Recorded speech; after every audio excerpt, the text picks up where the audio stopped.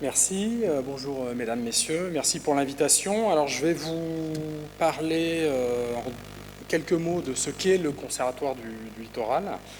Je vous dirai quelle est la réflexion de l'établissement sur ces questions d'élévation du niveau de la mer, et puis j'essaierai d'effleurer quelques sujets liés à l'architecture et liés au bâti dans les zones littorales dans ce contexte de changement, de bouleversement climatique. Alors pour commencer, le Conservatoire du Littoral est un établissement public qui dépend du ministère de la Transition écologique. La mission du Conservatoire, c'est d'acquérir des terrains sur le littoral, alors soit de les acheter, soit de se les faire affecter par l'État pour ce qui concerne le domaine public maritime, avec l'objectif de préserver ces terrains naturels et de les ouvrir au public. Alors le Conservatoire du Littoral ne gère pas directement ces terrains, il y a une mise en gestion, on s'appuie sur un grand nombre d'organismes gestionnaires qui vont assurer la gestion au quotidien. On va fêter l'an prochain nos 50 ans en 50 ans, donc, le Conservatoire du Littoral a acquis à peu près 220 000 hectares.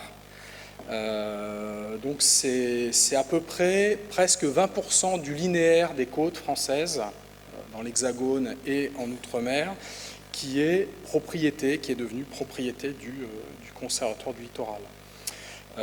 Alors, petite parenthèse, c'est pas forcément très connu, mais sur ces terrains naturels, vu l'histoire de l'occupation de l'homme sur ces terrains, on a aussi beaucoup de bâtis.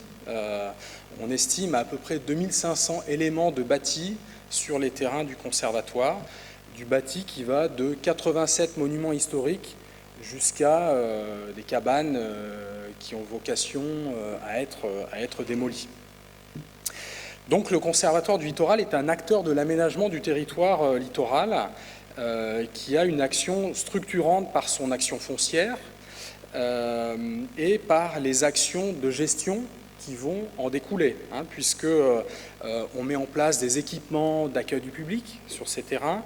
Vous connaissez le sentier du littoral, des maisons du littoral, des observatoires, des lieux de valorisation aussi du patrimoine bâti pour lui-même, quand il a une grande valeur patrimoniale, et puis une gestion qui va aussi se faire par les usages qu'on autorise ou qu'on restreint sur les sites du Conservatoire. Donc les sites du Conservatoire sont des espaces protégés mais qui accueillent beaucoup d'usages, notamment agricoles. Voilà, la chasse n'est pas interdite sur les terrains du Conservatoire. On a un certain nombre d'activités également économiques. Et je dirais c'est cette combinaison qui va bien constituer un peu la trajectoire de ces sites. Alors, on a évoqué tout à l'heure le zéro artificialisation net. Donc, le Conservatoire est un acteur voilà, qui est impliqué sur ces sujets, soit par des opérations de déconstruction, quand on achète des terrains sur lesquels il y a du bâti qui n'a pas vocation à demeurer, parfois du bâti construit illégalement ou menacé par également la montée des eaux. Et puis, notre intervention dans le zéro artificialisation net, c'est aussi valoriser le bâti existant, qui peut, voilà, on essaye toujours de trouver un usage pour ces bâtiments, soit pour loger nos gestionnaires, soit pour accueillir le public. Donc dans un contexte où la loi littorale ne va pas nous permettre de construire ex nihilo, on a intérêt aussi à bien se poser la question du bâti existant. Voilà. Alors sachant que sur ces enjeux, d'artificialisation, c'est 24 000 hectares par an d'espaces naturels, agricoles et forestiers qui ont été urbanisés en moyenne en France sur la dernière décennie. C'est 5 terrains de foot par heure.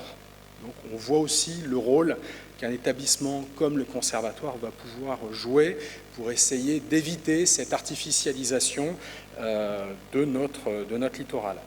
Alors, donc le Conservatoire du Littoral, du coup, est un grand propriétaire, un grand maître d'ouvrage public, et son domaine lui-même est affecté par le changement climatique. D'ici 2100, des études ont montré que La tendance actuelle, plus l'intégration de l'élévation du niveau de la mer, pourrait aboutir à une perte de 3% des surfaces détenues par le conservatoire. Donc ça nous a amené à nous questionner, et l'accompagnement par des scientifiques a été très éclairant. Marc Robin fait partie du conseil scientifique du conservatoire, et à un moment donné, on s'est posé des questions sur des trajectoires, des choix de gestion à faire, et donc les scientifiques nous ont aidés à nous projeter sur le plus long terme et nous ont permis de rompre avec une vision fixiste du trait de côte. Alors la vision fixiste, ça peut être à la fois une vision fixiste d'aménageurs du territoire, qui vont vouloir maintenir le trait de côte pour pouvoir développer l'urbanisation au plus proche de ce qui semble possible. À l'inverse, ça peut être aussi une vision fixiste écologiste, avec, alors je ne l'ai pas dit, le siège du Conservatoire du Littoral est pas très loin d'ici, à Rochefort, en Charente-Maritime. Et en Charente-Maritime, il y a des réserves naturelles nationales avec des gestionnaires inquiets, parce qu'en fait, avec des digues qui menacent de céder, des écosystèmes dont la richesse est liée à l'eau douce risquent de se voir bouleversés, des espèces patrimoniales disparaître. Donc ça aussi, c'est une vision fixiste également. Donc, à travers un certain nombre de travaux, le conservatoire, aujourd'hui, estime qu'une gestion souple de la bande côtière et la mise en œuvre de solutions fondées sur la nature peut être, dans certains cas, quand c'est socialement acceptable et quand il y a suffisamment de profondeur des espaces naturels. Évidemment, ça, c'est pas concevable quand on a une urbanisation qui vient juste au bord de la plage, mais quand il y a encore suffisamment de milieux naturels, eh bien, ces espaces peuvent jouer un rôle tampon et comme l'expliquait Marc Robin précédemment, venir jouer un rôle de dissipation naturelle de l'énergie pour les enjeux humains qui sont derrière. Alors, dans ce monde littoral mouvant, tout ça pose un peu le rôle que peut jouer le conservatoire en termes de recomposition spatiale. Alors, certains aimeraient bien qu'on ait plus de moyens pour venir acheter les maisons qui sont menacées et qui vont se retrouver à la mer. Donc, on est très attentif à ne pas aller à prendre ce rôle et cette responsabilité. On reste concentré sur les milieux qui sont aujourd'hui essentiellement naturels. Alors, donc, le conservatoire aujourd'hui, eh bien, à travers des projets dont je parlerai plus tard, le projet Adapto et le projet qui démarre Adapto Plus, on a expérimenté vraiment cette gestion souple de la bande côtière. Le fait qu'on ait la maîtrise foncière, c'est très facilitant pour tester des choses sur nos terrains. Et donc, on essaye de promouvoir, voilà, de poursuivre et d'essayer de permettre à ces approches de gestion souple de la bande côtière d'être répliquées à plus grande échelle. Alors, pour terminer, je crois que vous avez quelques images. Oui. Quelques illustrations, voilà. Alors, dans ce rôle un peu de désartificialisation est lié également au changement climatique. Alors, vous avez ici l'ancien institut héliomarin à La Benne, dans le département des Landes, qui était un centre de santé pour personnes âgées, qui a été abandonné, peu à peu enseveli par la dune. Alors, le déplacement de la dune, c'est un phénomène naturel, mais qui est accéléré par les changements climatiques, par la récurrence de tempêtes plus fréquentes, par l'élévation du niveau de la mer. Il a été acquis en 2021 par le Conservatoire du Littoral pour être déconstruit et renaturé. Donc ça, c'est des travaux qui, normalement, si on arrive à rassembler le budget très conséquent nécessaire, parce que c'est plein d'amiante, évidemment, eh bien, on va pouvoir renaturer ce site. Alors, dans la réflexion, le Conservatoire du Littoral n'est pas là que pour effacer ce qui a été fait. Donc, il y a une réflexion mémorielle, et là, notamment, sur ce site, il y a une chapelle à proximité, il y a un logement du gardien, il y a eu quand même toute une histoire sur ce site. Et donc il y a cette réflexion aussi de qu'est-ce qu'il faut garder pour garder la trace et pas faire complètement table rase du passé. Alors ici, là, on part dans le Morbihan, dans la baie de Lancieux, sur la commune de Beaussais-sur-Mer. Le Conservatoire du littoral a mené une réflexion avec de nombreux partenaires. Et donc ça, c'était l'un des sites du projet Adapto. Et sur ce site, en fait, il y a une digue, il y a une brèche dans la digue et on a décidé de ne pas intervenir, de ne pas refermer la brèche et de réfléchir à l'avenir de ce territoire. Et donc on a acheté cette maison en connaissance de cause, cette maison qui aujourd'hui se retrouve inondée à marée haute. Et là aussi se pose la question du devenir de ce genre de bâtiment. Alors il y en a beaucoup qui ont vocation à être démolis. Là en l'occurrence, alors il y a eu un travail de l'école Boulle pour essayer de se projeter avec un observatoire en fait qui accueillerait les visiteurs, qui serait un témoin de l'occupation d'une famille sur ce site, dans cette maison, et de permettre aussi cette prise de conscience de ces phénomènes. Et donc une dernière illustration. Voilà, je reviens juste sur celle-ci. Vous avez aussi, à travers ces sujets, ce dialogue qu'il peut y avoir aussi avec l'art, le monde de la culture. Vous avez ici à gauche de la maison, dans le cadre du projet Monde Nouveau qui a été soutenu par le ministère de la Culture, une artiste québécoise, Nancy Lamontagne, qui a créé cette œuvre sur le site, à proximité du site, en écho à cette mobilité du trait de côte, à cette digue, à la fragilité aussi de cette digue et à ses évolutions. Voilà, donc le projet Adapto, j'aurai l'occasion. Voilà, et on reviendra sur le projet Adapto en fin de... tout à l'heure, et je vous remercie de votre attention. Merci beaucoup. Merci Arnaud Orcelin. On vous retrouve donc tout à l'heure à la table ronde sur le lien entre le littoral et la nature et le projet Adapto dont vous parliez à l'instant.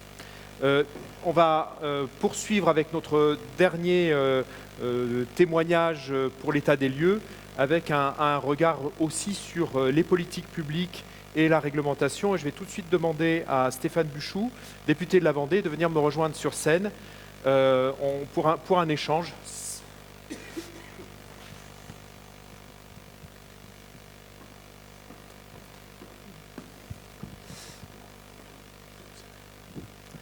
Monsieur le député. Merci Alors, beaucoup. je crois que vous avez des choses à nous raconter, peut-être déjà aussi en réponse à ce qu'on a entendu du premier adjoint tout à l'heure, il disait que la réglementation lui fait perdre des cheveux, que c'était un petit peu compliqué au quotidien pour un élu de concilier toutes les réglementations. Et vous avez été sollicité pour faire un rapport sur justement l'adaptation de nos côtes au dérèglement climatique. Alors qu'est-ce qu'on peut donner comme réponse ? D'abord, oui c'est bon, on m'entend. Oui. D'abord, avant de répondre à vos questions, je voulais moi aussi vous remercier très chaleureusement pour votre invitation, remercier évidemment l'Ordre des architectes et puis surtout en deux mots, vous féliciter et saluer le choix de cette thématique parce que on l'a compris, on l'a entendu dans les interventions juste avant, c'est un sujet compliqué. C'est un sujet parfois qui est pris sous le prisme de l'anxiogénéité et qui peut faire peur. Et donc c'est un sujet pour lequel on a besoin d'une connaissance assez fine. Et de ce point de vue-là, les scientifiques jouent un rôle extrêmement important, ce qui permet de saluer évidemment tout le travail qui est effectué par Marc Robin et tous les autres scientifiques, et puis de la présidente évidemment du GIEC des Pays de la Loire, mais on a surtout besoin d'acculturation à ce sujet. Et donc la conférence que vous organisez cet après-midi, bien évidemment, y contribue. Et donc je pense qu'individuellement et collectivement, nous faisons œuvre utile parce qu'on est sur des sujets à la fois, on va en parler, qui nécessitent d'agir avec une certaine urgence, mais on est aussi sur le temps long Et de ce point de vue-là, effectivement, les architectes ont un rôle, à mon avis, éminent à jouer. Alors, j'en viens à votre question. Bon, d'abord, moi, je me félicite et je vois ça comme aussi un encouragement à poursuivre des mots qui ont été tout à l'heure prononcés par Armel Péchel, le premier adjoint des Sables d'Olonne. Et j'en profite pour saluer l'ensemble des élus qui sont dans la salle, en particulier Thomas Gisbert, le maire de Bouin, qui je sais, interviendra tout à l'heure. Et donc, en 2019, je commets un rapport, si je puis le dire ainsi, Quel littoral pour demain, qui fait en fait suite à un premier rapport qui avait été commandé par le Premier ministre aux 3 inspections générales pour savoir comment est-ce que, compte tenu des enjeux dont on parle depuis le début de l'intervention, on pouvait les financer. Et donc, la question du financement est au cœur du rapport, pas seulement. La question du financement, elle est essentielle. Et je regarde Thomas qui en sourit. Elle fait partie de nos échanges depuis des années. Mais vous dire, évidemment, également que je présidais depuis 2017 le comité national de suivi et de gestion du trait de côte. Et que donc, c'est ce sujet, moi, que je suivais aussi depuis quelques années auparavant, parce que j'étais élu local à l'époque d'une commune un peu plus au nord de la circonscription, m'intéressait évidemment, et qu'il était, à mon sens, nécessaire d'y apporter des réponses assez concrètes. Donc j'ai fait un peu de lobbying, si je puis dire, auprès du Premier ministre de l'époque, Édouard Philippe, qui est un connaisseur, pour ne pas dire un fin connaisseur de ce sujet-là en tant que maire du Havre, élu du littoral, et à l'occasion des journées de l'ANEL qui avaient eu lieu dans sa ville, eh bien, nous avons convenu qu'une mission gouvernementale pourrait être lancée, qu'elle me serait confiée, et donc elle a produit le rapport auquel vous faites référence. Ce qui est intéressant souvent dans les rapports parlementaires, c'est que vous auditionnez du monde, mais alors là, j'ai l'impression que vous avez auditionné beaucoup de monde, et c'est par centaines. Oui, alors vous retenez même humainement des échanges. Alors d'abord, effectivement, il y a des rapports, alors je le dis avec le sourire, il y a un peu de recul, sans faire de mauvais jeu de mots, puisqu'il y a 5 ans se sont écoulés, absolument. Non, plus sérieusement, je pense qu'il y a des missions gouvernementales qui sont un peu plus agréables que d'autres. Celle-ci, je la mettrais dans cette première catégorie. Ça permet, de joindre aussi l'utile à l'agréable pour celles et ceux qui aiment les littoraux, et je pense qu'on est nombreux ici dans la salle. Oui, j'ai auditionné environ 400 personnes. Alors ce ne sont pas, évidemment, je vous rassure, des entretiens individuels, puisque la mission a duré 6 mois. On a parcouru l'ensemble des littoraux de l'Hexagone et certains littoraux ultramarins. Et c'est important de parler des Outre-mer, parce que le phénomène, il est encore plus aigu dans les Outre-mer. On en dira peut-être un mot tout à l'heure. Moi, qu'est-ce que je retiens ? Je retiens d'abord des expériences locales intéressantes, et puis surtout, ce qui était important, c'était aussi d'aller mesurer à l'époque quel était le niveau de déni, si tant est qu'il existe à cette époque-là, des élus locaux, parce que c'est dans les territoires qu'on voit évidemment ce qui se passe, et c'est dans les territoires que parfois, voire même souvent, les bonnes idées peuvent émerger. Et donc c'était important d'aller, si je puis le dire ainsi, sonder ce que nous en disaient les élus. Et puis, encore une fois, la question du financement était au cœur des préoccupations, et du rapport précédent dont je parlais tout à l'heure, des propositions avaient déjà émergé, et il était important que le parlementaire que j'étais et que je suis resté puisse aller à la rencontre des élus pour savoir si les pistes de financement évoquées pouvaient, le cas échéant, correspondre aux attentes de l'époque. Ce qui fut le cas, je ne veux pas spoiler la suite, mais ce qui fut le cas, et donc de ce point de vue-là, c'était particulièrement intéressant. Quelques petits enseignements qu'on peut donner.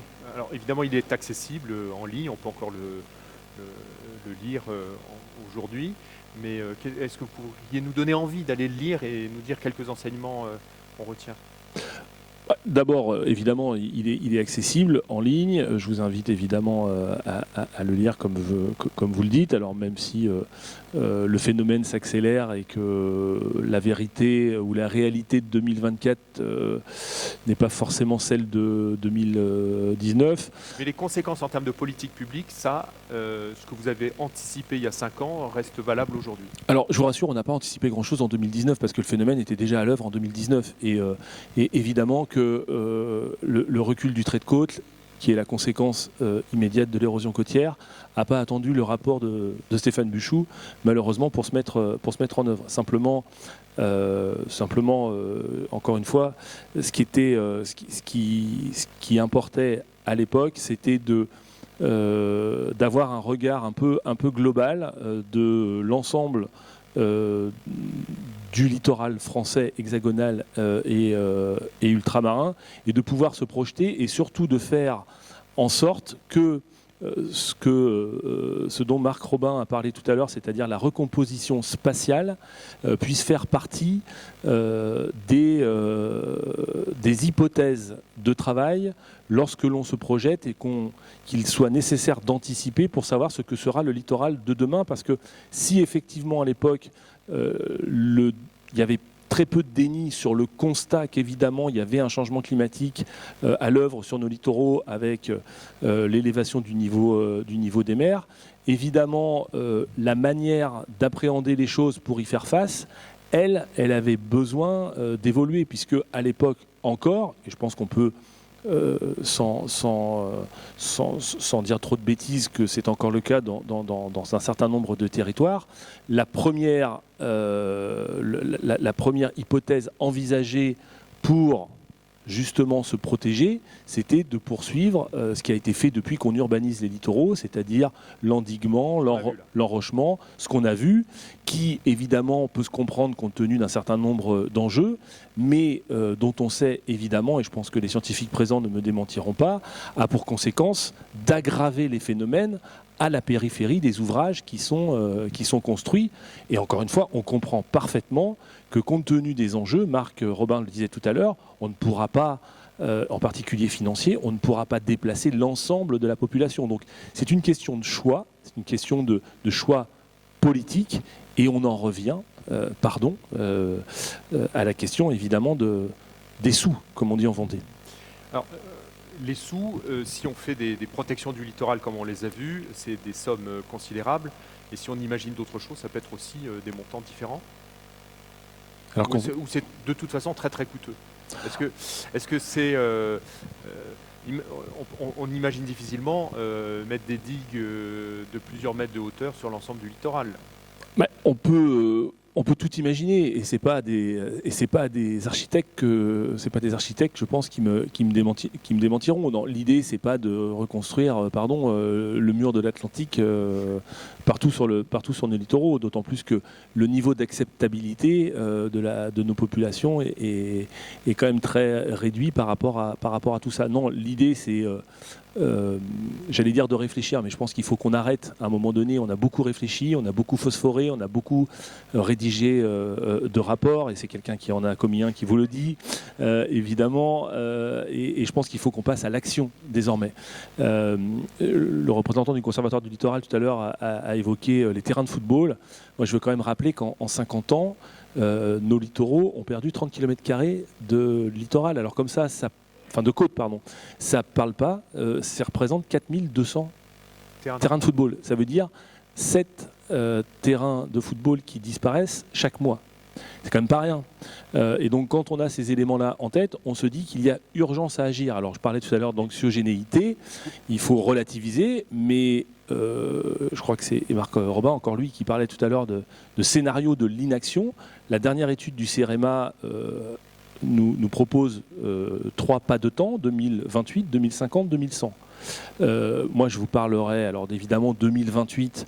Il y a quelques enjeux à prendre évidemment en compte, mais l'enjeu à 2050 et à 2100, qui représente en termes de bâtiments, d'équipements publics, d'ouvrages structurants, etc., c'est le scénario de l'inaction. Aujourd'hui, notre obligation, et qui nous dépasse, on en parlait avec le président tout à l'heure, qui nous dépasse tous. Le président de l'ordre des architectes. Je dépasse tous. Oui. Non, là où je veux en venir, c'est que, évidemment, que tout ça est à penser pour les générations futures. Et il faut qu'on agisse. Le politique que je suis doit agir, doit prendre un certain nombre de décisions. Et l'objet du rapport auquel vous faisiez référence était, au-delà du fait de faire des propositions, qu'elles puissent être mises en œuvre. Et je réponds à votre première question, qu'est-ce qui s'est passé concrètement ? Qu'est-ce qui s'est passé concrètement ? Amel Péchel en parlait tout à l'heure. C'est la loi climat et résilience. C'est la loi climat et résilience qui a été, une seconde étape suite à la loi littorale de 1986 que tout le monde connaît et dont tout le monde reconnaît aujourd'hui les vertus. Et encore une fois, bravo à celles et à ceux qui en ont été les rédacteurs et qui ont eu le courage à l'époque où on ne parlait pas de changement climatique de la voter, parce que je pense que si on n'avait pas si on n'avait pas eu la loi littorale, on aurait peut-être d'autres échanges et d'autres débats aujourd'hui. Les outils réglementaires et juridiques réclamés par les élus locaux qui figurent dans la loi climat et résilience, je crois, font du bien au littoral. La loi, elle est imparfaite. On ne va pas revenir sur le volet financier. Vous me réinterrogerez si vous le souhaitez sur le sujet pour savoir quelles pistes peuvent être évoquées. Mais je pense qu'aujourd'hui, on a effectivement un certain nombre d'outils qui nous permettent de mieux anticiper, de mieux informer, et que on a, à mon sens, moins de sujets sur les territoires qui, aujourd'hui, ne sont pas urbanisés et pourraient être urbanisés que sur, justement, les territoires qui le sont, qui l'ont été à une époque où on ne parlait pas de changement climatique. C'est là qu'il faut focaliser notre attention. Et c'est là qu'il faut focaliser notre attention parce que, évidemment, ces territoires-là sont aujourd'hui habités. Il y a des activités qui sont professionnelles, évidemment économiques, en lien avec la mer et qui ont, elles, besoin de la proximité de la mer. Donc c'est là aussi où la profession qui est représentée aujourd'hui, grâce au génie humain, doit nous permettre d'apporter des solutions innovantes. Un peu concrètement, justement, qu'est-ce que vous pourriez attendre des architectes sur cette question ? Ah ben ça, vous leur poserez la question. Moi, je suis pas. C'est très intéressant de savoir justement le regard d'un ami, mais un regard extérieur quand même. Le regard extérieur, moi, je crois au génie humain. Voilà, l'histoire de notre pays démontre qu'on est capable de produire et de construire de grandes choses. On a été dans l'illusion depuis l'urbanisation de nos littoraux que l'homme était plus fort que la mer et qu'on allait gagner contre elle et gagner contre la nature. Je crois qu'aujourd'hui, le constat qu'on peut faire collectivement, c'est que c'est une vue de l'esprit et que le mot à la mode qu'on entend depuis des années, celui de l'adaptation et donc de la résilience, ne doit pas être qu'un slogan. Et donc on a besoin de toutes les contributions pour cela. Alors, je vais vous donner un exemple, mais qui est un exemple parmi d'autres. Évidemment, on parle beaucoup de construction sur pilotis. Moi, on m'a beaucoup posé la question, et on continue à me la poser d'ailleurs, sur est-ce qu'on pourra toujours, dans les années à venir, continuer à vivre au bord de la mer ? À cette question, évidemment, moi je réponds oui. L'idée, c'est pas de faire de nos littoraux, et je pense que monsieur le maire de Bouin ne me démentira pas, c'est pas de faire de nos littoraux des villes ou des communes musées. C'est des communes d'abord attractives où les gens veulent, et on les comprend tous, venir habiter en vacances et où un certain nombre d'activités économiques se développent. Donc on a ça aussi comme conviction, c'est-à-dire qu'il faut trouver le juste équilibre entre maintenir une activité sur nos littoraux, tout en assurant, parce que c'est ça la priorité, la sécurité des personnes et des biens. En cela, le premier adjoint tout à l'heure évoquait un certain nombre d'outils qui permettent aujourd'hui de s'adapter ou de continuer à vivre le plus longtemps possible sur nos littoraux jusqu'à ce que les biens soient très directement menacés. On a une question, évidemment, j'en reviens à mon financement, sur l'indemnisation lorsque on mettra en œuvre la recomposition spatiale et, pardon, mais il ne faut pas que ce soit un gros mot, là où c'est nécessaire, le déplacement des populations.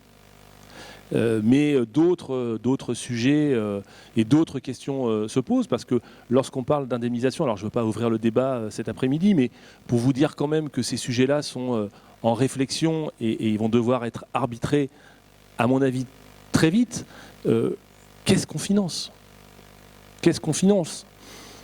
Et dans nos réunions de travail auxquelles nous sommes un certain nombre ici à participer, on a parfois, et je pose ça sur la table, est-ce qu'on indemnise de la même manière quelqu'un qui est résident principal et quelqu'un qui est résident secondaire ?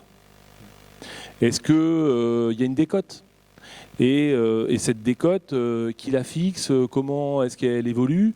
Parce que, et je ne le dis pas trop fort, et je sais, comme on est nombreux, mais je sais que tout ça est fait sous le sceau de la confidentialité, je sais que ça ne sortira pas de la salle, c'est toujours très compliqué de donner une valeur à un bien dont on sait tous ici qu'il est voué à disparaître.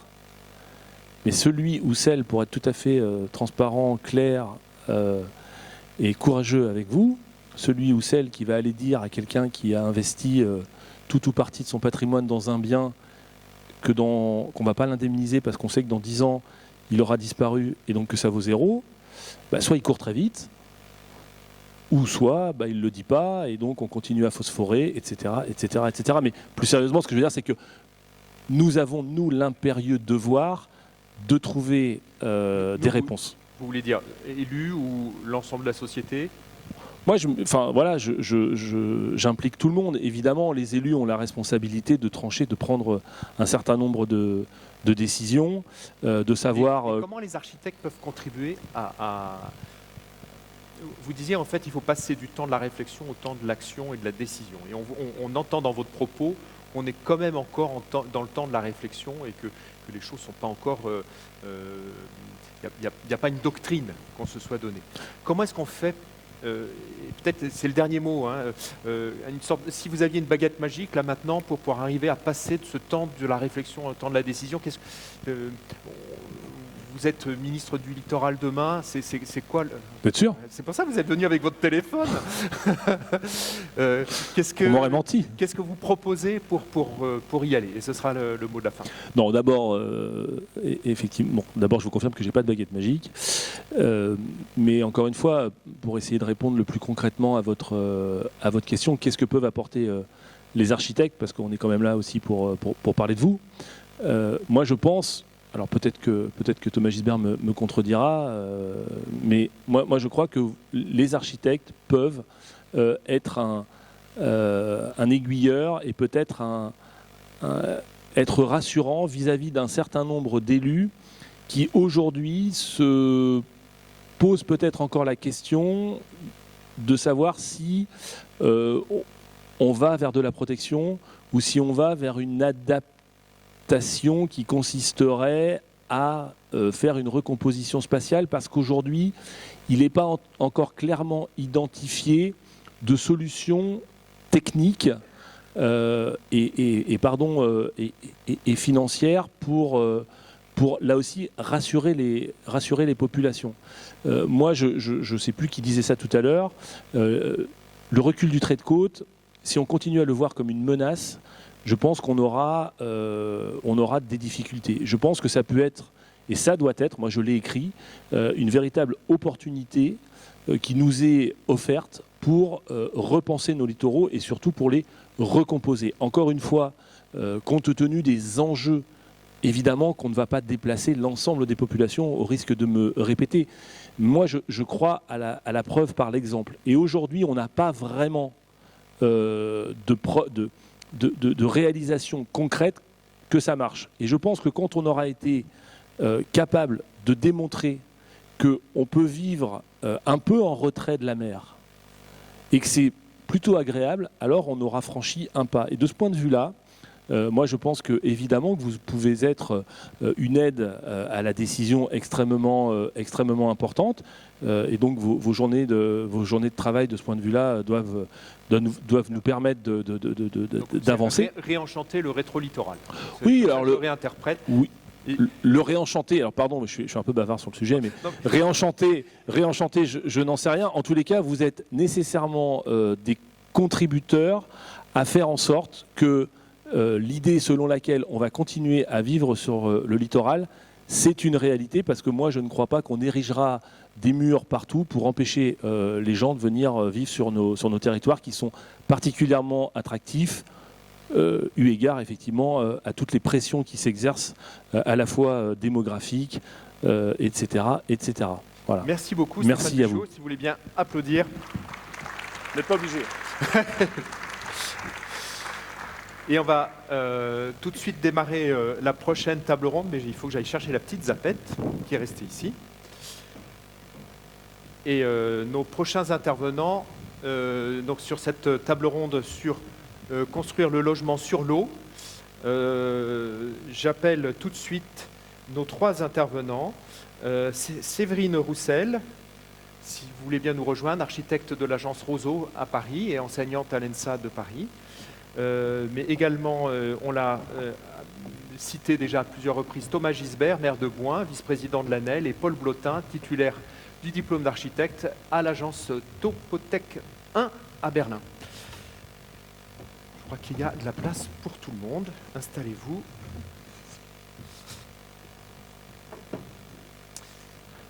Alors, j'avais envie de commencer avec vous, Séverine Roussel, sur votre retour d'expérience, notamment en tant qu'enseignante, et aussi au sein de votre agence, par rapport à tout ce qu'on a abordé depuis ce matin, à la fois Virginie Resson-Victor qui nous dit essayons de réfléchir comme au moment de la Renaissance en remettant tout à plat. Comment est-ce qu'un cabinet d'architectes peut saisir ça? Et puis ce que vient de nous dire Stéphane Buchou, député, il faut aller réenchanter un certain nombre de choses qui, pour le moment, ne sont pas la priorité absolue. Comment est-ce que vous réagissez à ça? Oui, c'est vrai que les interventions précédentes résonnent beaucoup avec les réflexions que je peux avoir dans mes 2 casquettes de travail. Je vais peut-être parler de l'enseignement dans un premier temps. Je pense que c'est vrai que j'ai monté, il y a plus de 10 ans, un master qui s'appelle Architecture et aléas naturels, territoire du littoral, qui a pour vocation donc, de travailler sur des territoires littoraux où on est dans une obligation de changer des choses, c'est-à-dire que même si on ne fait rien, de toute façon les choses vont changer, voilà, c'est ça que je veux dire. Et en fait, ce qui m'intéresse, c'est que déjà j'ai vraiment réalisé à quel point les architectes, donc étudiants bien sûr, mais c'est aussi les futurs professionnels de demain, ont vraiment zéro connaissance quand même, en tout cas au démarrage du master. Vous parlez bien des étudiants. Hein. Oui, bien sûr, sur justement sur le fonctionnement de la mer, tout simplement, le vocabulaire maritime, et qu'est-ce qui peut, au-delà justement des grandes données qu'on connaît un peu tous par les grands médias, mais de comment ça peut se traduire et les différents cas de figure, etc. C'est vraiment un inconnu total. Donc ça c'est un premier point. De se saisir, notamment dans les écoles d'architecture qui sont proches du littoral, de cette question et de rajouter des enseignements. Voilà cette problématique. Ensuite, il y a aussi, on travaille toujours, j'ai toujours travaillé avec des acteurs locaux ou nationaux, mais en tout cas directement impliqués sur les territoires. Et ce qui est intéressant, c'est qu'en fait, on a vraiment un jeu de ping-pong, on va dire, sur ces questions, parce que aussi bien du côté des étudiants en architecture que du côté des acteurs locaux, en fait, on a une vision quand même beaucoup de... Voilà, l'aléa est un problème. est un problème. On a beaucoup parlé Un de le voir architecte ne doit pas gérer l'aléa quand même. On a beaucoup parlé. Oui, mais le gérer, ça veut dire que c'est un problème. Il faut le contrôler. Il faut, voilà. Donc là, on a beaucoup parlé de l'aléa comme d'une opportunité. Je partage à 100% cette vision-là. Mais du coup, on commence à aborder quelque chose que moi je dis tout le temps, c'est-à-dire qu'on n'aborde pas un projet par le risque. C'est-à-dire que un projet, c'est un projet de vie. Donc c'est un désir, une envie. Et ce n'est pas la réponse à un problème. On peut répondre à un problème à travers un projet de vie, mais il faut avoir aussi un projet de vie. Donc là, on aborde des questions qui sont celles des imaginaires, on pourrait dire. Et je pense que les architectes ont évidemment un rôle fondamental à jouer sur ce sujet, puisque c'est quand même vraiment notre cœur de métier, que ça soit à l'échelle de l'édifice, à l'échelle territoriale, à l'échelle du paysage. Et ça, je pense que j'ai autant... Enfin, ce master joue un rôle autant du côté des étudiants pour leur faire comprendre que, en fait, cette question du risque, en fait, pour eux, elle se traduit par cela, c'est-à-dire par travailler sur les imaginaires et sur les opportunités d'une nouvelle vision du littoral qu'il faut apporter, mais aussi du côté des acteurs locaux qui tout d'un coup se disent « Ah bah oui, mais en fait, je pourrais en fait prendre du recul par rapport aux questions que je me pose, auxquelles je suis confrontée, et en fait, tiens, mais oui, en fait, on pourrait vivre cette côte de telle autre façon, habiter autrement, sans pour autant même déménager des fois, enfin, je veux dire, voilà, ou la gérer autrement aussi. La question de la gestion, je pense qu'elle est très fondamentale. Et on peut faire un petit focus sur une question sur laquelle vous avez travaillé, par exemple les friches. Il y a des friches dans nos zones côtières, et puisqu'on dit qu'on essaye de faire un atout de cette question-là, qu'est-ce qu'on peut faire d'intelligent avec les friches? Vous parlez du concours Amiter, c'est ça? Par exemple. Donc peut-être on peut mettre l'image. Vous voulez qu'on mette une image? J'ai choisi juste une image parce que sinon c'est un peu trop long. Mais donc ça c'est la réponse de notre agence au concours Amiter, donc qui est un concours qui a été lancé par le ministère de l'écologie sur la question des territoires en mutation exposés dans des zones à risque. Donc là c'était un site de Saint-Nazaire. Donc en fait ce n'est pas vraiment une friche.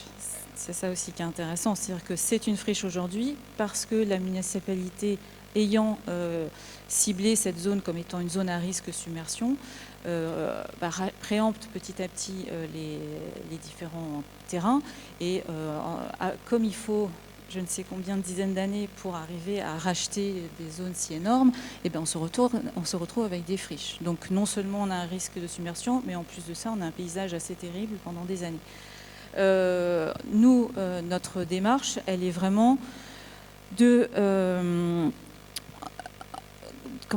mettre l'aléa au cœur du projet, dans le sens que c'est l'aléa qui structure le projet. Donc là, en l'occurrence, on est entre la mer et le marais de Brière, donc on a une inondation du côté marais ou du côté mer potentiel, mais plus du côté marais au final.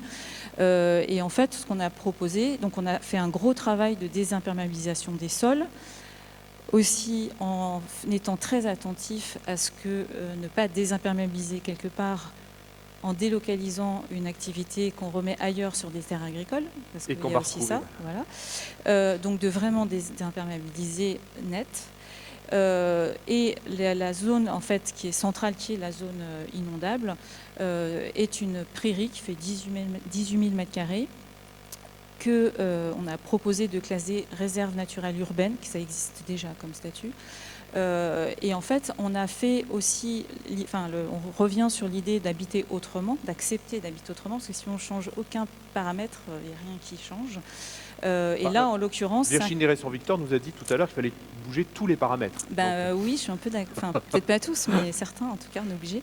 En tout cas, là, on accepte l'idée qu'on a une pratique selon le temps climatique de la ville. C'est-à-dire qu'il y a des endroits qu'on va pouvoir pratiquer à certains moments et d'autres pas.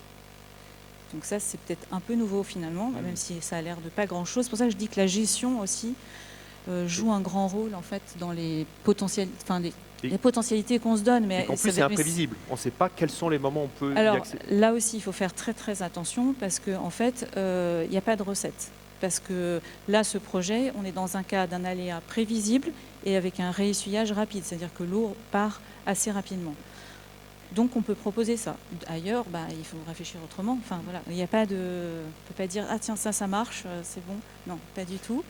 Mais par contre, je pense que ce qu'il y a à retenir, c'est surtout le fait de changer des curseurs dans nos modes de vie, parce que sinon, par contre là, on peut rien changer. Donc je pense que c'est surtout ça qui est à en retenir en fait.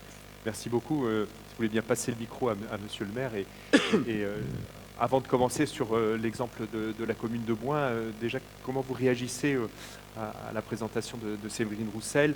Et on a ce petit fil rouge toute l'après-midi. En même temps, qu'est-ce que vous pourriez attendre d'un architecte? On démarre tout de suite là-dessus. Et qu'est-ce que ça évoque pour vous D'abord, merci de m'avoir convié à cette conférence. Merci infiniment. Je pense qu'il est important, effectivement, d'associer les élus dans ces réflexions. Et puis, plus largement, l'ANEL joue un rôle également important pour y revenir si vous le souhaitez. Alors moi, je vais peut-être un peu passer pour un peu iconoclaste, mais c'est vrai que je souscris complètement à vos propositions.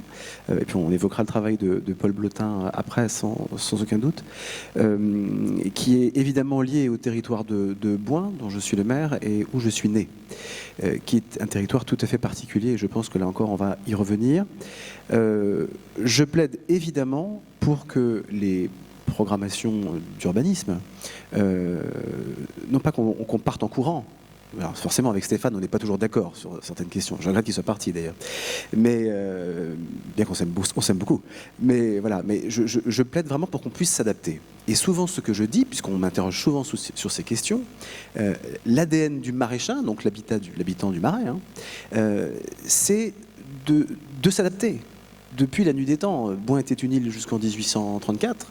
On a connu des raz-de-marée, etc. Le dernier était pendant la dernière guerre. Vous voulez qu'on montre des alors oui, j'avais dû faire suivre quelques petites choses. Et c'est un territoire qui, j'en suis absolument passionné, donc forcément je serai intarissable, donc je vais tâcher de ne pas être trop long. Mais vous voyez, ça c'est une carte de Tassin. Donc on est grosso modo en 17e. Et donc on parle de l'île de Boin, donc, et couverte de marais salants. Il faut savoir qu'à l'époque, il n'y a pas de fiscalité puisque le sel produit des richesses et que les rois de France, pour que les digues, justement, soient maintenues, pour produire ce fameux sel, on est très loin devant Noirmoutier et Guérande, eh bien, il n'y a pas de fiscalité de manière à ce que les maraîchins, les Bouinais, renforcent leurs digues régulièrement. Donc là, on est vraiment dans la protection avec une économie locale très forte. Donc là, on a une solution financière. Exactement. Je regrette que les parlementaires soient partis. C'était une proposition. D'autant que maintenant, on a l'ostréiculture, donc on pourrait largement le faire. Non, blague à part, voilà, il y a toujours eu cet ADN de se réinventer, de s'adapter. On a vécu Xynthia beaucoup moins tragiquement que nos homologues de la Faute-sur-Mer, mais on a quand même eu des dégâts importants. Mais les maraîchins n'ont pas construit dans des zones à risque, puisque Boin s'est agrandi en partie naturellement par les sédiments de la Loire, etc. Donc on a endigué sur ces délaissés, ces laids de mer, LAIS. Et puis au 19e, pour les besoins de l'agriculture, puisque le sel commençait un peu à se casser la figure avec les salines du Midi, eh bien on a poldérisé. À la hollandaise avec les Jacobsen. Là, on est un peu plus tardivement, on doit être milieu 18e. Et on voit bien qu'avec les limons et les sédiments, l'île de Boin se rapproche du continent, si bien qu'en 1834, eh bien, elle se trouve complètement reliée au continent. Mais on a gardé cet ADN insulaire. Et ça, c'est assez précieux parce qu'il y a cette solidarité dans l'entretien du réseau hydraulique qui est majeur. Moi, ce qui me fait peur, ce ne sont pas mes ouvrages de défense contre la mer. C'est derrière, c'est le bassin versant. Et c'est là où le métier d'architecte est intéressant dans cette réflexion, et le ZAN y contribue naturellement. C'est qu'à force d'urbaniser, comme on l'a fait à tout va, sur des zones comme Chaland, comme Machecou, etc., notre goutte d'eau, le problème c'est qu'elle n'arrive pas à rentrer dans le sol. Donc il n'y a rien de plus fini en clos naturellement, et elle se dirige à la mer. Le réseau hydraulique n'est pas entretenu, elle va beaucoup plus vite à la mer, et donc le marais ne joue plus son rôle de filtre, on a des grosses quantités d'eau, et là on a de vraies inquiétudes sur nos digues de terre. Donc je crois qu'il faut avoir une réflexion, elle est déjà engagée dans le cadre de nos PLUI avec les SCOT, etc. Mais bien sûr, éviter cette imperméabilisation que je comprends pas aujourd'hui quand j'ai des homologues qui sont encore en train de faire des parkings en goudron. Il peut y avoir des architectes qui préconisent ce. J'entends. Donc là, vous envoyez un message. J'envoie un message. Attention, réfléchissons à l'artificialisation. Il y a une culture de mes homologues qui sont pour beaucoup quand même des personnes âgées. Hein, bon. Et eux, ils veulent du macadam. On a dit que ça restait entre nous. Hein, et c'est pour ça que je le dis.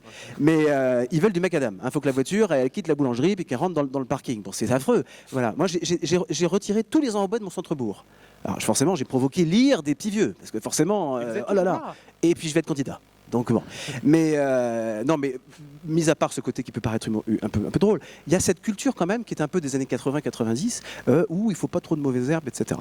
Donc là-dessus, pour moi, ayons une réflexion positive. Ça commence à rentrer bien sûr dans les esprits, mais sur les espaces de voirie, etc. Il faut évidemment qu'on arrête cela parce que ça a plein d'incidences que l'on connaît au regard du réchauffement climatique. Vous disiez tout à l'heure que peut-être il y a une petite opposition de pensée avec monsieur le député qu'on a entendu à l'instant sur la question de l'adaptation. Oui.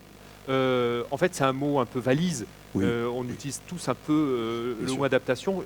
Comment est-ce qu'on se prépare à l'adaptation dans une commune du littoral comme la vôtre? Alors, d'abord, pour moi, il y a évidemment, et c'est une nécessité impérieuse, la culture du risque. Déjà. Donc ça, c'est déjà dans l'ADN des habitants. Il faut en permanence, parce que les populations changent. On a beaucoup de néo-ruraux qui s'installent, qui ne sont pas forcément des gens du cru, à qui il faut expliquer la nécessité d'entretenir le réseau hydraulique, qui pour partie leur appartient, hein, et puis la vigilance avec les éléments naturels, et notamment la submersion. C'est surtout ça. Donc il y a la création des plans communaux de sauvegarde, notamment, qui est exigée par la loi, et nous sommes très vigilants sur notamment la téléalerte. Mais comme j'explique souvent aux administrés, la submersion, c'est pas la vague façon au cousaille. Hein. On a un petit peu de temps, en général, pour anticiper le phénomène. Donc on a mis en place des drop zones, etc. S'il y a une difficulté, les gens connaissent les endroits pour se rassembler, pour que les hélicos puissent intervenir, enfin bref, le matériel, etc. etc. Ça, c'est quand il y a le risque. Mais sur l'habitat en tant que tel, et c'est en cela que je ne suis pas toujours d'accord avec Stéphane Buchou, je pense que... alors je rejoins sur un point, c'est qu'on a suffisamment réfléchi. Ça, c'est sûr. Et que maintenant, il faut être dans la phase opérationnelle. Et malheureusement, à Bouin, je n'ai pas de document d'urbanisme. Je suis en règlement national d'urbanisme, ce qui n'est quand même pas la chose la plus facile. Donc les élus municipaux, le maire, etc., ils sont là pour la déco, hein, parce que c'est le préfet qui décide. Hein. En général, il est défavorable à nos propositions. Donc, ce qu'il faut... Mais il suit ce que vous recommandez. Non. Donc, voilà. C'est très clair. Voilà. La difficulté aujourd'hui, c'est que les personnes qui vont se lancer timidement dans des constructions, il y en a très peu puisque je ne peux plus urbaniser ma commune, hein, du fait des PPRL notamment. Mais quand il y a des modernisations de l'habitat existant, on va leur imposer dans les prescriptions des contraintes. Alors on appelle ça des contraintes communément, ce ne sont pas forcément des contraintes d'ailleurs, et on les vit parfois avec certains de vos homologues que je connais, puisque je siège à la commission des sites et paysages à la préfecture. Donc on a parfois des prescriptions que l'on rend. En l'espèce, on donne des conseils, mais la plupart des pétitionnaires n'ont pas les moyens soit financiers, d'aller vers de la zone refuge, d'aller vers l'adaptation de l'électricité, de l'assainissement. L'assainissement, c'est un point capital dans le Marais, avec des zones ostréicoles. On l'a vécu en début d'année avec des fermetures de zones, parce que ce n'est pas étanche. Donc les financements dont on parlait tout à l'heure, c'est pas seulement pour faire des digues. Non. Les financements, ils sont, pour moi, complémentaires sur l'ensemble de l'habitat, de l'habité, et ça passe par les confortements, bien sûr, des ouvrages, tant que ça reste raisonnable. Et je crois que ça l'est, puisque nous avons, il y a quelques mois, inauguré un tronçon de digue de 4 km pour la bagatelle de 7 800 000 euros. Digue qui a été restaurée. Elle n'a pas été rehaussée, elle a été restaurée, je précise bien, il n'y a plus de rehaussement, parce qu'il y avait derrière des activités économiques. Donc l'analyse coût-bénéfice a montré que sur cette zone, un polder ostréicole pour ne pas le citer, eh bien, on pouvait justifier ces travaux. Mais moi j'en ai 18 des kilomètres de digues. Alors mes autres kilomètres, comment je vais faire? Parce que je n'ai pas la même analyse financière, ce sont des zones de polder agricole. Donc quid du futur? Est-ce que c'est le laisser faire? J'ai un avis que je garde pour moi, mais vous l'aurez compris. C'est le laisser faire, c'est s'adapter. On aimerait bien vous entendre. Moi, je pense que... alors, je parle pour Bouin, je ne vais pas... voilà. Mais pour Bouin, il y a une intelligence collective de ne pas bâtir sur ces zones. Donc, s'il y avait eu un régime indemnitaire, s'il fallait indemniser quelques maisons, c'est vraiment pas grand-chose. Et Xynthia l'a démontré, puisque Xynthia a couvert une partie de polder agricole. Évidemment, un agriculteur qui se prend de la flotte pendant 1 an ou 2, ça va être compliqué de récolter quelque chose. Donc là, il faudra prévoir quelque chose. Mais globalement, sur l'habitat, sur ces zones-là, on n'a pas eu trop de difficultés. On a fléché des maisons, il y a à peu près 250 maisons à Bouin, qui doivent se mettre, on va dire pour faire court, aux normes. Il y a eu un accompagnement financier qui a été très court, malheureusement, et un manque de pédagogie. Et la difficulté, c'est que si on n'accompagne pas la personne pour se mettre en sécurité, elle ne le fait pas. Donc aujourd'hui, j'ai même pas 5% de réalisation de mise en sécurité. Et quand il y a des porteurs de projets qui veulent s'investir dans des zones refuges, là on va sur d'autres sujets, c'est-à-dire qu'on a la partie financière naturellement, mais on a également l'usage que la personne va en faire. C'est une zone refuge, c'est pas l'annexe de la cuisine ou le bureau de madame. Et aller faire comprendre à des gens qui ne peuvent pas agrandir leur maison, qui vont quand même pouvoir faire une petite zone de 20 mètres carrés, mais en revanche ils ne pourront rien y faire, ça rentre pas. Donc voilà, il faut de la pédagogie et je pense que, à mon avis, on ne saisit pas assez les architectes, justement, dans ces projets. Et qu'il faudrait quand même avoir une doctrine pour qu'on puisse s'accorder, d'abord pour de l'insertion paysagère, et on l'évoque souvent en commission des sites, notamment sur un site qui s'appelle la Cronière à côté de Boin.